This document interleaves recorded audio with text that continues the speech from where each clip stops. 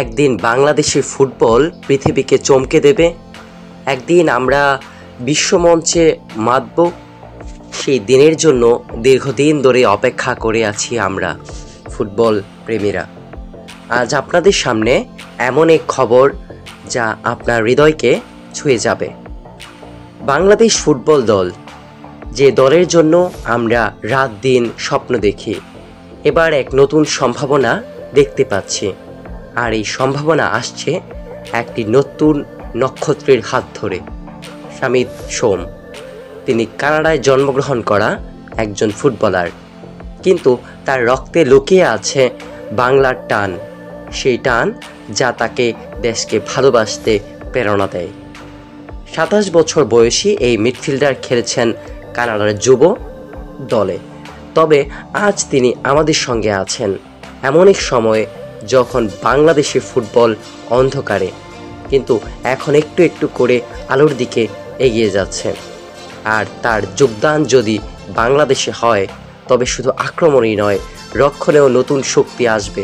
ভাবুন তো, হামজা চৌধুরী আর শামিদ সোম একসাথে মাঠে নামবেন, আমাদের দেশের ফুটবল কতটা শক্তিশালী হয়ে উঠবে। তবে তিনি এখনও সিদ্ধান্ত নেননি, 2 সপ্তাহ সময় চেয়েছেন, তারপরেই জানাবেন বাংলাদেশে খেলার জন্য প্রস্তুত কিনা তিনি। কিন্তু আমরা জানি একদিন সেই দিন আসবেই যখন শামিদ সোম দেশের হয়ে মাঠে নামবেন, সেদিন যখন তার নাম মুখ ফিরিয়ে আনবে পুরো দেশ।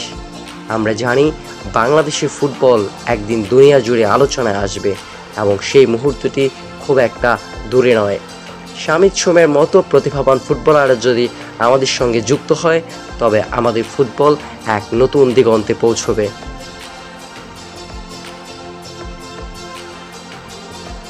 শামিদ সোম হামজা পরবর্তী বাংলাদেশের সবচেয়ে বড় চমকপ্রদ খেলোয়াড়, যিনি বাংলাদেশি বংশোদ্ভূত এবং তার জন্ম বেড়ে ওঠা সবই সুদূর কানাডায়। নারী টান বলে একটা কথা আছে না, সেই টানের জন্যই হয়তো তিনি বিদেশে ভালো ক্যারিয়ারকে উপেক্ষা করে দেশের জার্সি গায়ে চাপাবেন। 5 ফুট 10 ইঞ্চির শামিদ সোম বর্তমানে খেলেন ক্যাভেলরি এফসির হয়ে, তবে তার সিনিয়র ক্যারিয়ার শুরু হয়েছিল এফসি এডমন্টনের হাত ধরে 2016 সালে। সেই সিজনে তিনি ম্যাচ খেলেছিলেন 26টি। তারপর আসেন মন্ট্রিয়াল ইম্প্যাক্টে, যেখানে 2017 থেকে 2020 পর্যন্ত অবস্থান করেন। সেই সার্কেলে তার গোলও রয়েছে একটি, খেলেছেন 45টি ম্যাচ। তারপর আবারও পাড়ি জমান আগের ক্লাব এফসি এডমন্টনে 2021 সালে। সেই সিজনে খেলেন 27টি ম্যাচ। তারপর 2022 সালে ফোর্জ এফসিতে পাড়ি জমালেও লোনে ঠিকই খেলেন এফসি এডমন্টের হয়েই, সেবারও খেলেন 24টি ম্যাচ। সবশেষ 2023 সালে ক্যালগারি এফসির সঙ্গে চুক্তিবদ্ধ হন।